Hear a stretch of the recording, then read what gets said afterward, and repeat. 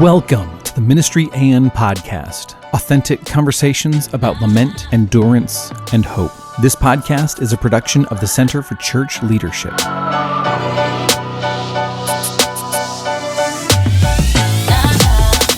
I've been in vocational ministry for nearly 20 years now.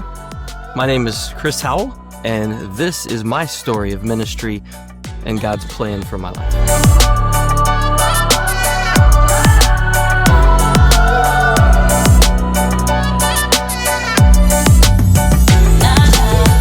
Well, thanks for being on our podcast today, Kris. We're excited to hear a little bit of your story and what it looks like for ministry and God's plan for what He had for you. My name is Heather Walton. And I'm Mike Edmiston. So glad you guys have joined us for the Ministry and Podcast. And Kris Howell is our guest today. Kris and I have known each other for probably more years than either of us really want to admit. It's true. We go back a ways. But Kris, thank you so much for making the time to join us on the podcast today. Really looking forward to hearing the story of what brought you into ministry, because that wasn't the plan initially. So just walk us through what that looked like. Yeah, I hope this conversation could be an encouragement to maybe those that are finding themselves right now in vocational work somewhere out there in the world and feel that call to ministry and just don't know how to answer, what it is that God wants them to do. For me personally, I grew up in the church, so I wasn't an outsider by any means, but as I advanced in high school, there were two things in life I did not want to be. I had a very specific list. I did not want to be a doctor. My father was a doctor, and I did not want to be a pastor. So those were the top two things I told God I did not want to do. I went to college very close to home. I have a large family, and so went to college very close to home. For that reason, I graduated from college to be a school teacher and a basketball coach. Those were my two big loves of life there, and I promptly got a job out of college being a school teacher. During that time of graduating college, I got married after my sophomore year, and at the same time, our senior pastor at our home church left. Only pastor I'd really ever known for my lifetime. My wife was the secretary at our church at the time, and when he was leaving, he asked us if we wanted to be a part of a week at junior high camp. There's one other thing I vowed never to do. I went to church camp as a third grader and vowed never to go back. I had a horrible experience and never went back to church camp ever again in my life. And so when our senior pastor asked us to go to church camp and help him, I, of course, said yes, because my wife wanted to go. So we went to church camp. And smart man. That is a smart man right there. Good on you, Kris. So we went to church camp. I got back from church camp, and it was about a month later that he announced he was leaving our church. And at the time, he was the leader of the junior high youth group on Sunday nights. And so by default, then, my wife and I became the leaders of our junior high youth group on Sunday nights. So we did that for a couple years while I finished college. Graduated college, got started up in a large middle school in Indiana. And a year into that, we had been also serving at that same church camp as volunteers. At that church camp, we went back the next 2 years as well. We had a good time. We enjoyed it. And I was at that school, walking around, having this little youth ministry on Sunday night, just volunteer, and at school with no opportunity to share Jesus actually with the students. Yes, I could be a good example, I could influence, but not tell them specifically about Jesus. And so I began looking for opportunities. And that's when I was reminded of our FCA group that I had when I was in high school. And so I waited several months before I worked up the nerve to go and talk to our administrator, because adding Christian organizations to schools these days isn't a real popular thing to do. Of course, this was back in 1999, so a couple years ago. And I went in to talk, so finally worked up the nerve, went in, talked to him, and 30 seconds in, he said, well, I used to be the FCA leader at the school I was a teacher at. And I went, oh, okay, God. Thank you for setting this up for me. I really appreciated that. So we began pursuing, okay, well, I gotta have students actually lead this. So who can I find to lead that? I don't know who goes to church in that community or things. So I looked for kids with Christian t-shirts on, and Some of them had Christian t-shirts on for a concert that was hosted by our camp. How convenient. So, little did I know, I knew some of those students from camp and just didn't realize it. So we had 5 students that we started with, only one of which was actually an athlete. FCA stands for Fellowship of Christian Athletes. God didn't care. That group grew over the first 4 years of it. From those 5 students, it was a middle school. We met at 6:45 on Wednesday mornings because school started at 7:30. And at our largest point, we had 120 middle schoolers coming on Wednesday mornings. I still don't understand how it happened. God just did incredible things through that group. So I'm leading this small little ministry there at the school, coaching basketball at the school. An hour away at the church that I volunteer at on Sunday nights for 2 hours, I've got this little group of 10 to 20 kids that we're overseeing. And then we've got this camp thing that we eventually became deans of. Ended up being dean for, I believe, 20 or 22 years of that week of junior high camp. And about 7 years into this scenario, my wife and I independently came to the conclusion that God was calling me to do something else. Because we had, at our small little church, my wife and I weren't just leading the junior high youth group. Now we were chairman of the youth committee. We were overseeing the junior and senior high ministry. She was leading VBS. On and on it goes. We were actually the chairman of the committee to hire a youth minister at our church. And so when we felt this call to do this, my main drive was I didn't feel like I could minister to those kids only ever getting the possible chance of encountering them for 2 hours a week. I just couldn't do it. I had to be, if this was what God was calling me to do, I had to be a greater part of their life. And that meant stepping away from the teaching world and fully investing in that. So we promptly removed ourselves from the search committee because we didn't really think it'd be right to hire ourselves. Might be convenient. I don't know, but yeah, it could work, man. I don't know. So we stepped away. We submitted. I submitted my materials and things, and that would have been in about July. And in September, still hadn't ever heard anything at all ever back from the leadership, which was odd. We thought. I was actually chairman of the deacons too. Small church, it's what you do when you're you're a small church and active. Yep. And I got to the point where my father-in-law was an elder, and he resigned from being an elder. And I kind of went, that's weird. I said, okay, what's going on? He's like, well, he goes, you just need to go talk to him. So I did. And found out that they did not think that I was qualified for such a position. They just didn't think I was the right person to be hired for that position. And as you can imagine, as a person that's doing that, been doing it for a decade at that point, so been serving in that volunteer role for 10 years, and leading students in all kinds of different ways, been there my whole life, and then to be told, well, yeah, no, we don't really think you're the person to do this. We were pretty devastated. When I talk to people, volunteers that have been hurt by the church, or I don't actually like that phrase. We're hurt by people in the church, not by the church. Oh, that's really good. That's really good. Yeah. So I always like to remind people that the church is God's. Yeah. That's His bride. He doesn't hurt anyone, but we people in the church do. And we walked away from that, and instinct was, hey, you're qualified. You just need to go send out applications all over the place and just do that. The internet was there. It wasn't what it is now, and I didn't.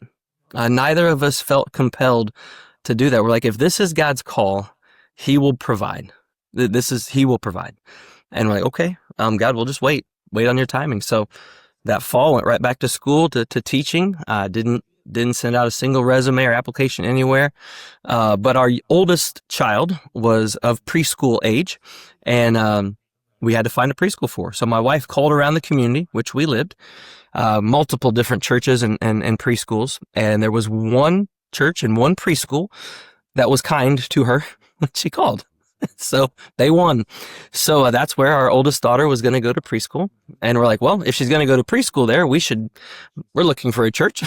let's go to church there and have her meet some of the kids that she's going to interact with. And we showed up, and the preaching was good enough, and doctrine was what we believed, and worship was good enough. We're like, okay, well, we're not church shoppers. That's not our thing. We're looking for a place to serve.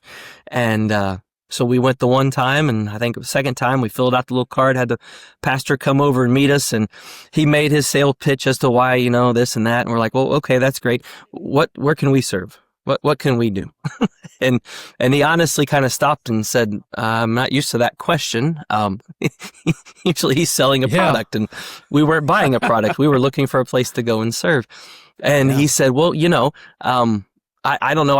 Our youth minister might be able to use some help. His name's Mike. Why don't you give him a call? So I gave this guy named Mike Edmonston a phone call.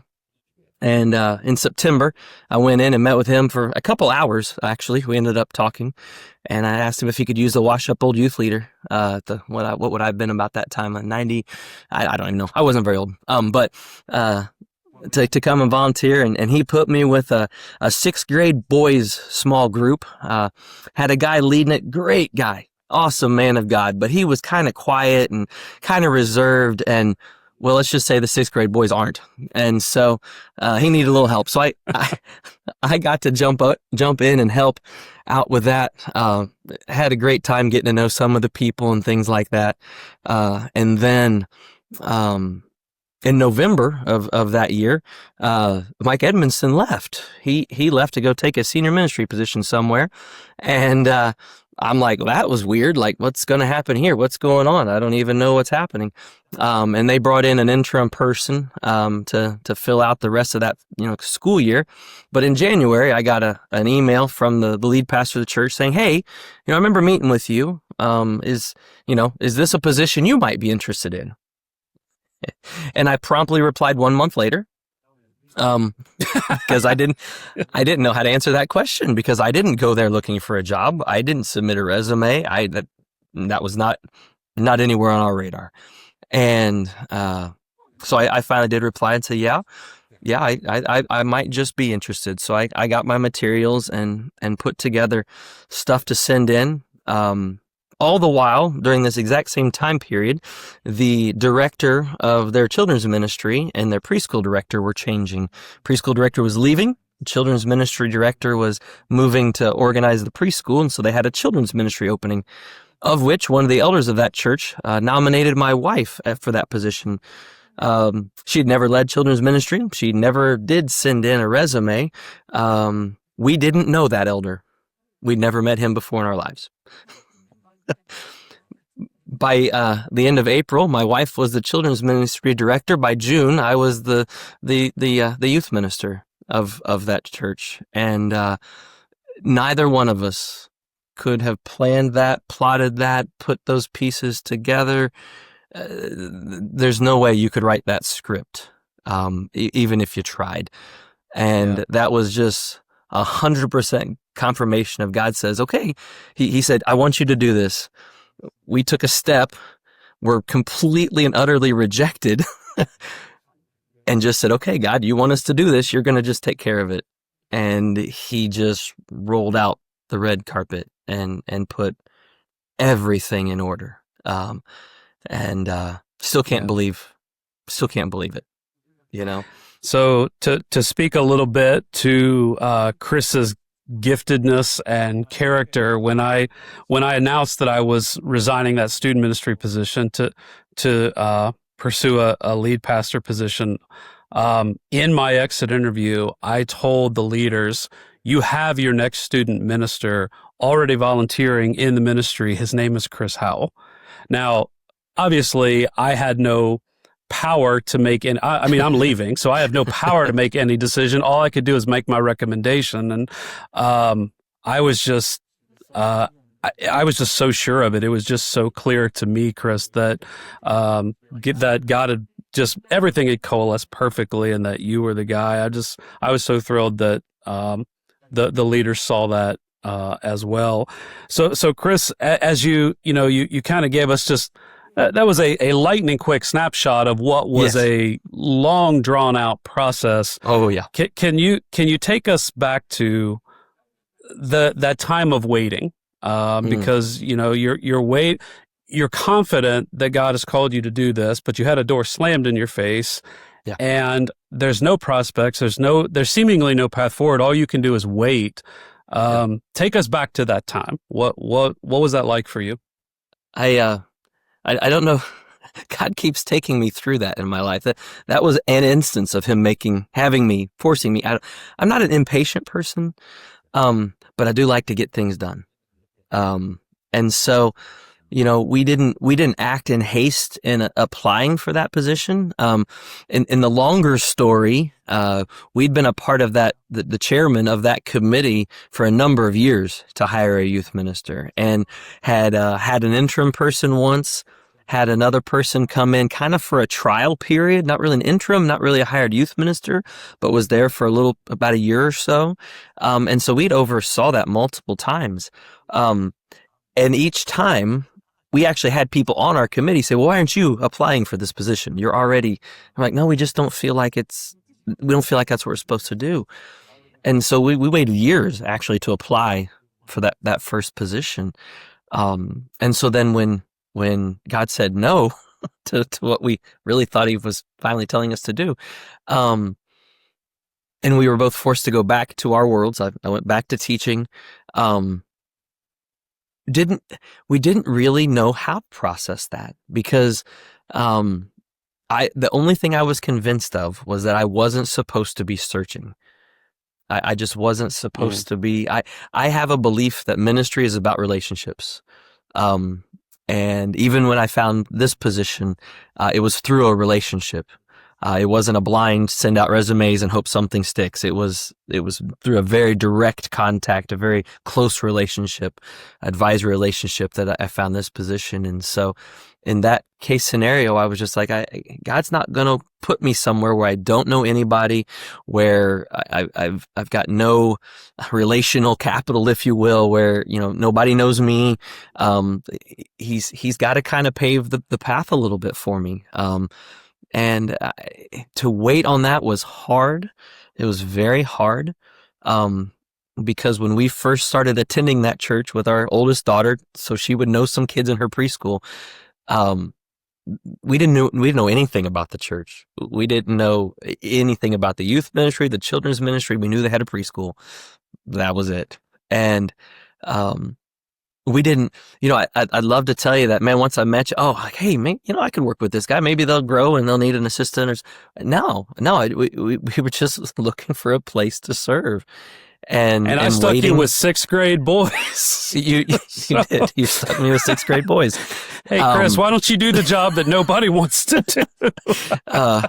And it was a pleasure. I got to graduate several of those sixth grade boys 6 years later, so it's okay. You did. Yeah, you did. But it's hard. That's a hard position to be in, when you know this is what God's calling you to do, and some of your most trusted elders, if you will, people older than you, even friends, said, no, I don't think that's what God's calling you to do. But you're like, no, I know he is. It may not be here, but I know that he is. And then, man, you really learn to trust. You really learn to trust God, because nothing about it made sense. I didn't send out resumes. I didn't go networking and trying to meet people. We just waited on the Lord, literally, and he opened the door. Yeah, and it sounds like you were very certain, and you had 100% trust that God was faithful and he had led you to this point. And I would like to hear a little bit of both your perspective and your wife's perspective. You said that you each kind of came to this conclusion in different ways, but about the same time. Yep. So what did that look like for you guys? I don't know if you want to know the whole story, but I'll give you the edited version. It was something we'd been praying about for a while, being chairman of that committee, and people telling us, hey, you really ought to consider applying. it sometimes it's hard to. That's a compliment, I would say. Sometimes it's hard to take those kind of compliments. Like, no, you're good at that. You need to be doing that, and you don't see yourself as that gifted, if you will, or gifted in that area. And so we had both independently been praying. We hadn't spent a whole lot of time talking about it together, but we'd independently been talking about it. And no joke, it was a Sunday morning. We were getting ready for church. I was actually in the shower. She was a small house. She was in the bathroom getting ready. And literally at the same time, we just had that conversation, like, it's time. It's literally time to do this. And it both kind of caught us off guard because neither of us knew that we were feeling that drawn into it. And literally, I mean, it simultaneously, one of the things that I talk a lot about within our congregation, our church, our leadership is, we're always looking, when we're trying to make decisions, when we're trying to follow God's plan, we're looking for peace. When we can come to peace with a decision, we know that's of God. It's nobody's agenda. It's nobody forcing it. When we can all be at peace about this decision, then we know that's the direction God wants us to pursue. And when my wife and I were both completely at peace with this idea, independently coming to it, having that conversation together, like, okay, this is it. God wants me to quit teaching and coaching and doing all of that. And literally, that's how it went down. Yeah. So describe that a little bit more. Let's tease that out a little bit. What does that peace look like? What does it feel like? How do you experience that? How do you know, like, that this is peace from the Lord, and be able to differentiate that from, like, oh, I feel good about this. This makes me happy. Yeah. I mean, in the adult world, I'm thinking of, like, as a student, as a college student, that first day of class, kind of nervousness, kind of everything else that you have, all of that going on inside of you. New job as an adult. Yeah, you're confident. Yeah, you know your stuff, but you're going into a new workplace, new rules. You don't know how things run exactly, and you're just kind of have that anxiety about doing those things. None of that's of God. I'm talking about leaving my profession, my insurance, my pay, all the security. I had tenure by that point in time as a teacher. I'm leaving everything behind. I'm leaving everything behind. I'm leaving everything behind.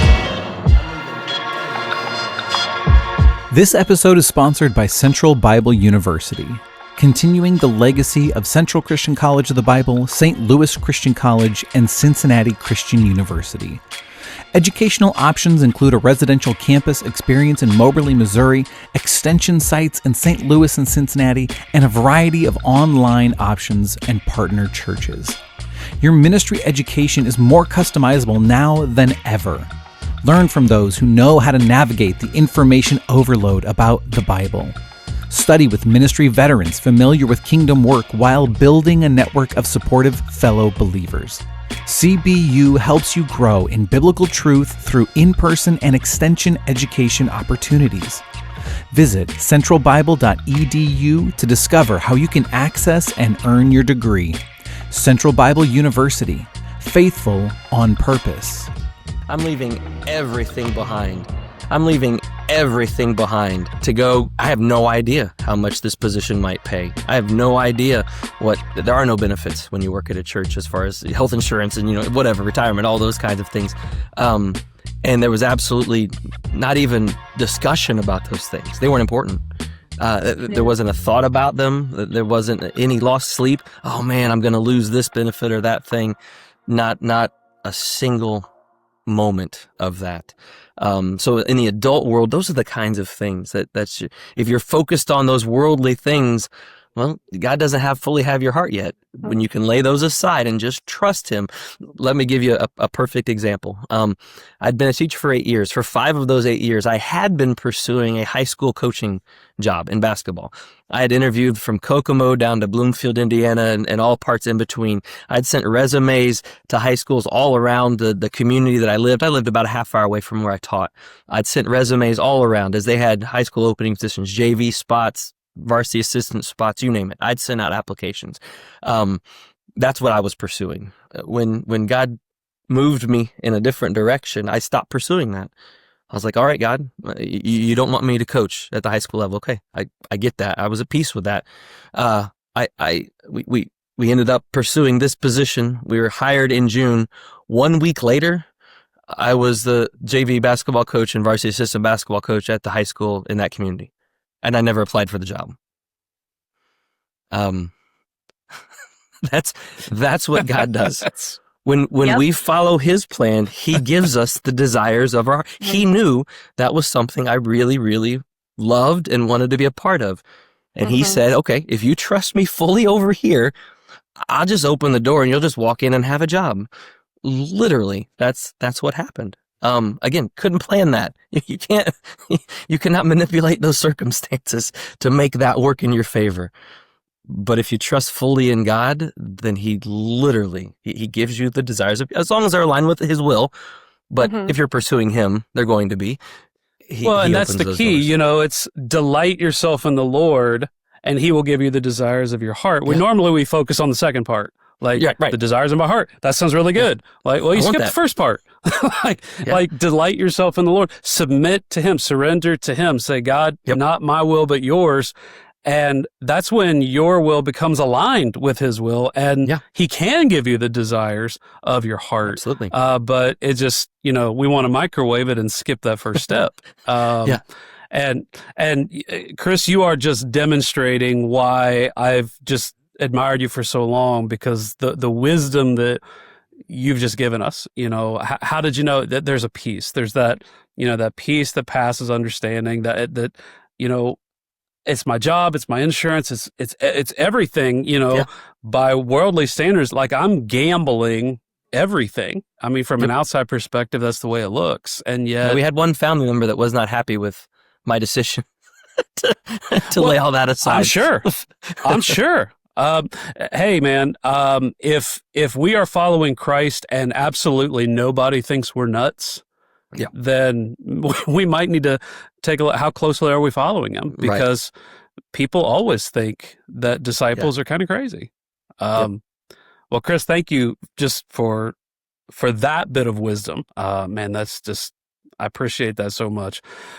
What would you say to someone, because your story has very unique components to it, but there is an overarching story that's playing out over and over again, and that is people who are in a career are sensing a call to vocational ministry, which requires a career change. There's always going to be the path. It's the path that I walked, where you graduate from high school, you go to Bible college, you get a degree, you go into ministry. I mean, I did it the traditional way. That path is always going to be there.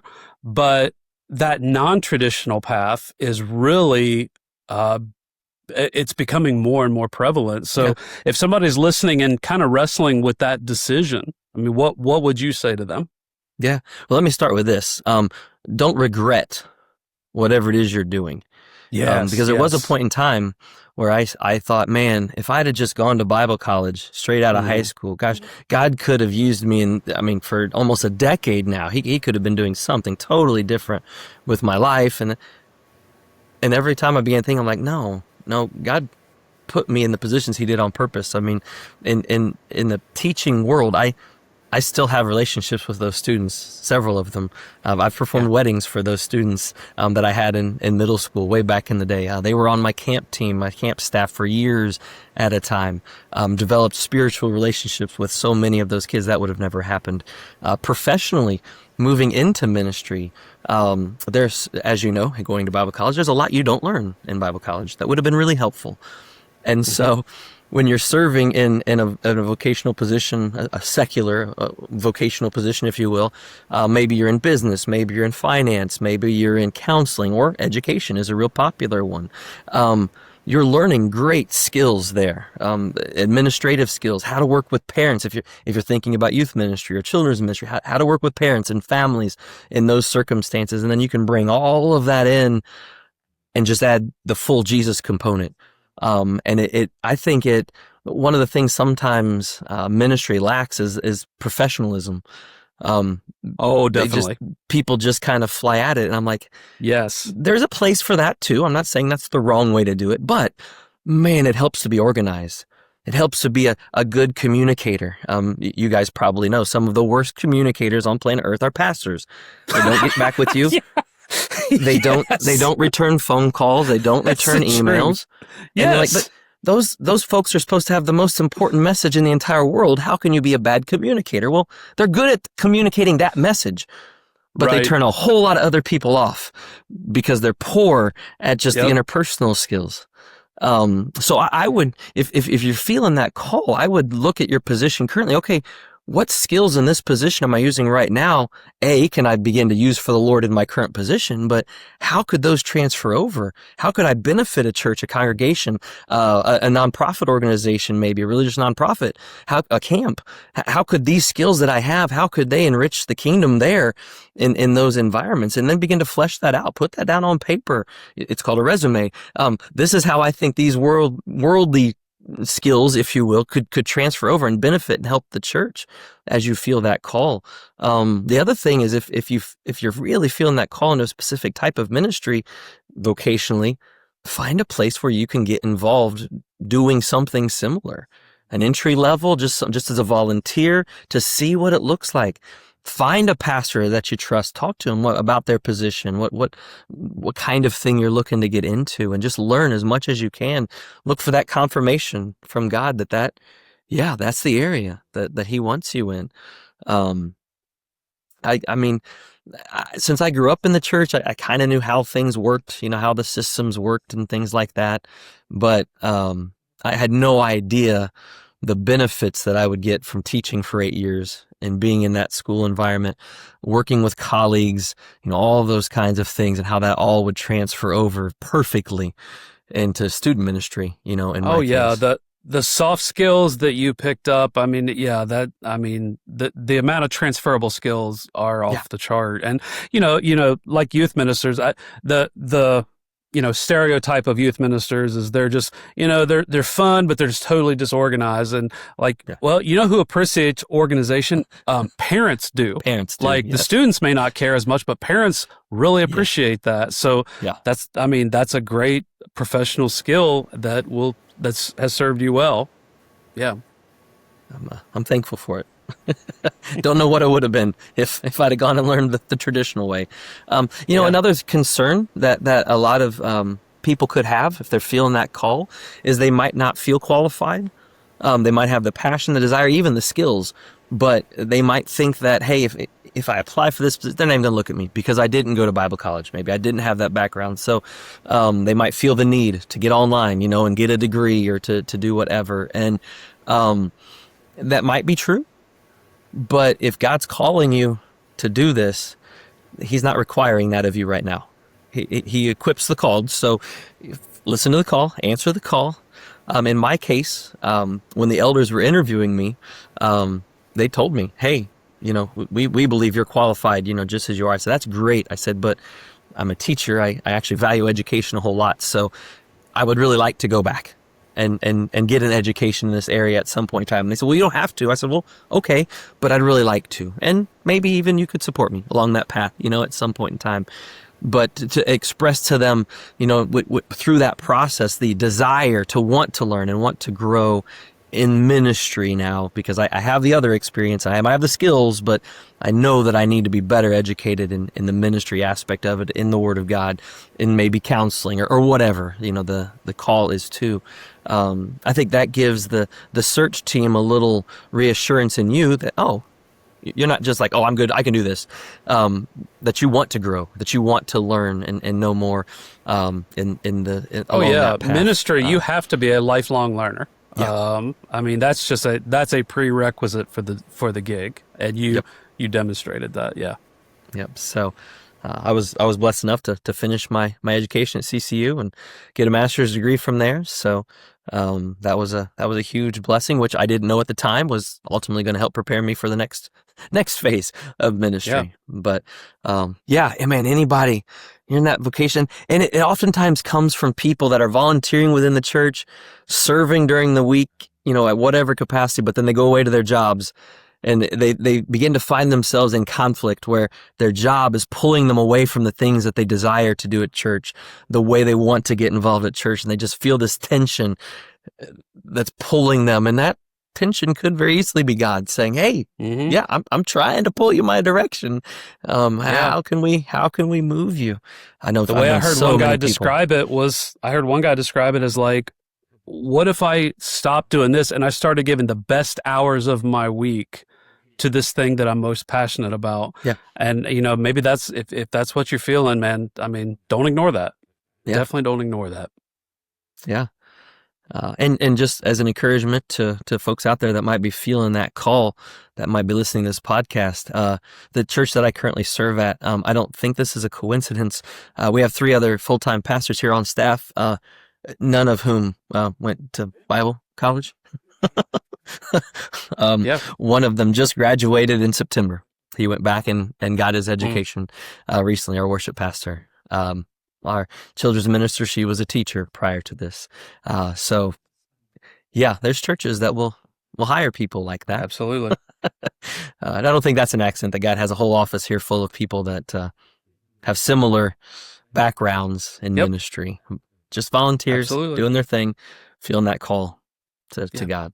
So Yeah, I think this story has been just such an encouragement and helpful reminder that God does not ever waste anything that we might consider a waste of time or a waste of talent or whatever it might be that we think we have, that if we're in an open-handed posture and we're willing to give that up to the Lord, like He's going to use it, and He's faithful to use us to do the things that He has for the kingdom, wherever it is that He's put us. And I just love that story. Absolutely. That's exactly what He does. We just have to be willing. We just have to be willing. Well, Kris, thank you, man. Thank you so much for sharing that story. And I love following along with your ministry and seeing what God has done, what He continues to do. I mean, we didn't even scratch the surface of the stuff that you're doing now. We'll have to we'll bring you back and do another episode because there's a whole different story there, man. But it's just you are just that testament of quiet trust and faithfulness and letting God's plan unfold in God's time. I am terrible at that. I am so impatient so often, and I just want to force it. And every time I try to force it, it doesn't work. And so maybe I'll learn. Teach me your ways, Kris. I mean, no, it's not easy. It's not easy, and I'm not always good at it. And I'll be also very honest. One of the things I'm wrestling with right now is, should I be acting or should I be waiting? And so you can get into that tension too, where you that's your default, is to just wait on the Lord. Well, maybe He's waiting on me. So let's talk. Can we talk about that for a second? What does discerning between those two look like then? That's a great question, man.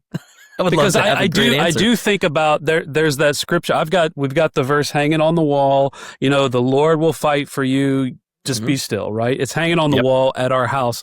But if you read the next verse, God's like, move on. Like, get going. Get going. I mean, it's like the very next thing He says. So, I mean, what does it look like to you to try to discern?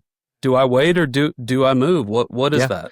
Yeah. Well, He gives us the armor to go, to move forward, to advance the kingdom, And so, in my current context, that's literally something that I'm wrestling with, is because one of my biggest struggles is this Kris's idea or is this God's idea? And so I'm always wrestling with this. Is it something Kris wants to do? Is it something God wants me to do? Is it something Kris doesn't want to do and God wants me to do?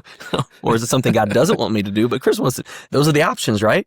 And so just constantly pouring through that. And I look for that peace once again.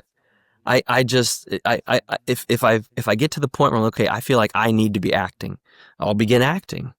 But if I start to get on something unsettling along that path, I'm like, okay, God, you're okay. All right. this is supposed to be you, not me. All right, I need to step back and follow you more closely rather than trying to lead the way, if you will. But how do you discern that between the two? That's a tough one. It's talking with advisors, usually elders of some kind of spiritual advisor, mentor that you have, and just throwing it at them and saying, "Here's where I'm at. This is what I feel like God wants me to do. Am I supposed to be pulling here or pushing, or is God? Do I just need to wait a little bit longer?" There's so much available out there in that wise counsel. Hopefully, everybody has an older spiritual mentor in your life, whether they're full-time ministry or not. That's kind of irrelevant. Just someone with some good wisdom that can pour into you. I have a couple people like that. I could call them. They would answer the phone anywhere in the world, and drop what they're doing to talk with you. And that was a skill that I observed in someone years ago, and have allowed. They've become part of my life, and so it's something I'm getting old now too. So I make myself available to anyone that asks. Not that I have any wisdom or knowledge to impart, but God could use me if I let Him. And so, well, you certainly do have wisdom to impart. That's because what I was going to say too. You've imparted it to us today. Well, thank you, Kris. Thank you so much. Just so welcome, appreciate you joining us. Thank you, guys. Thank you for the invite. For joining us. Yeah, man. Hey, stick around because the conversation's not over. Mike and Heather are going to unpack everything we just heard a little bit more. But we're curious about your thoughts. How did this episode connect to your life? How does it relate to the ways you've experienced ministry? And leave a comment, leave a review. We'd love to hear from you. Yeah, that's the story that we invited Kris to the podcast, and he's got several stories. That's the one I was hoping he would share, partially because I played a very, very minuscule little tiny part of it, but just the trust and the faith and the patience that he and his wife displayed through all that it's awe-inspiring to me, and it makes me want to trust deeper and more fully. Yeah, I think for me, it was just a confirmation of the Lord's work. Like, yep, that sounds just like Him. That's the way He does things. Just that gentle guidance, that putting the next thing in your path so that when you're ready for it, it's there. That's been my experience, where He's just gently, kindly opened the doors for me and said, "Here, I have this for you next." And so I just think that testimony of that's sometimes the way that it happens and unfolds in our lives was just really helpful and confirming for me to hear. Yeah, I also, and this is just a connection to my story, when he said, there's two things that I never wanted to do, and I told God I'll never do, and one of them is be a pastor. My wife would be laughing hysterically at this because everything I've ever said in my life, like I'm never going to do that, I've done it. When I went to Bible college, I wanted to be a preacher. I did not want to be a youth minister because just, having pizza and drinking Mountain Dew. I'm serious about this. And, that was my arrogant posture. And then God just broke my heart for kids. And I worked in student ministry for 10 years, but I said I would never do it. And I did it for 10 years. I said I would never go into worship ministry, and I did that. I'll never work with, do anything with children's ministry, and I did that. I will never pastor a small church, and I did that. So when he said that, I'm like, yeah, every time I say I'm never going to do that, God's just like, really? Okay. Yeah, let's see how that works for you. I'm so curious what it is in our nature that just wants to be rebellious and just say, nope, I'm so against this one thing. And just like I said, the kindness of the Lord to break down those barriers and say, like, actually, I have this plan for you. I have it prepared. You can do this. It's just so interesting how how we're wired to be against the very thing, and just how our desires play out, and how he's like, actually, when you follow me, it's going to be better. This is a better desire to have. Oh, absolutely. I mean, I look at all that stuff that I was never going to do, and I wouldn't change any of it. Yeah. Like I wouldn't trade any of that. But that's just our rebellious nature. We just dig in our heels like, nope. And the thing is, God, you said it, God answers us in his kindness. I mean, he doesn't, bludgeon us over the head. He's just like, oh, okay, you're never going to do that. Well, yeah. You are, you are. And here's how it's going to open up for you. And that, Chris's story is just a testament to waiting on God's timing. And the thing is, when you're dealing with your livelihood, which he was, I mean, he was putting his livelihood, the financial security of his family, putting that in God's hands. That this is, one of the biggest stressors of our lives, and maybe the thing we want to hold more close-fisted than absolutely anything. And that Kris was just willing to say, God, here it is. I'll go when you say go. Is man, that's all inspiring faith, and I hope it does inspire people to lean into that. Yeah, and even to pause and ponder what that peace looks like. When we have these kind of forks in the road, and then have to decide, do I pursue this thing? Do I chase after it? Do I seek it? Or do I rest and I wait and I listen and figure out that discernment piece of, I know this in my spirit, deep in my bones, that the Lord has this thing for me. I'm not formed by what I feel or what I want or what I crave, but instead just fully surrender and rely on him. That was a good lesson to hear for today.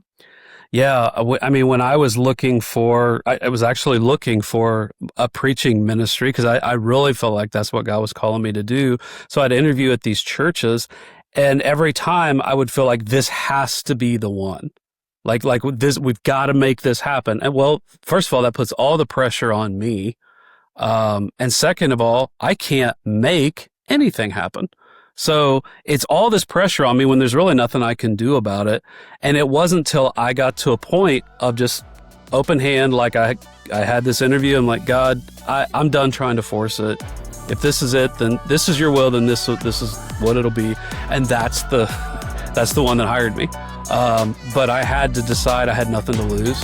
I had to decide the pressure's not on me. If it's of God, it's going to happen. If it's not, it's not. And that's when the door opened. But I was pretty stubborn. It took me longer than it took Kris to get there. I was pretty stubborn about it. Yeah. But how beautiful that, like Kris's story is ministry and God's plan.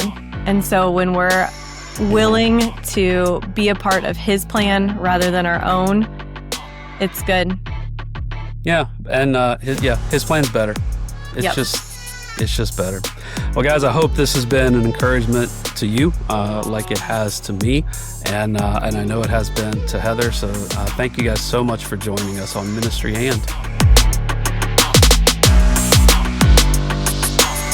The Ministry And podcast is a production of the Center for Church Leadership, hosted by Mike Edmiston and Heather Walton, produced by Jonathan Burian. The theme song is Rebels by New Alchemist. For more content, you can find us wherever podcasts are found and on YouTube at Ministry And Podcast. That's Ministry AND Podcast. If you or someone you know has a story to share, please contact us at ministryan@ccleadership.org. Or you can visit ccl.network for more information about the Center for Church Leadership, helping churches and church leaders thrive.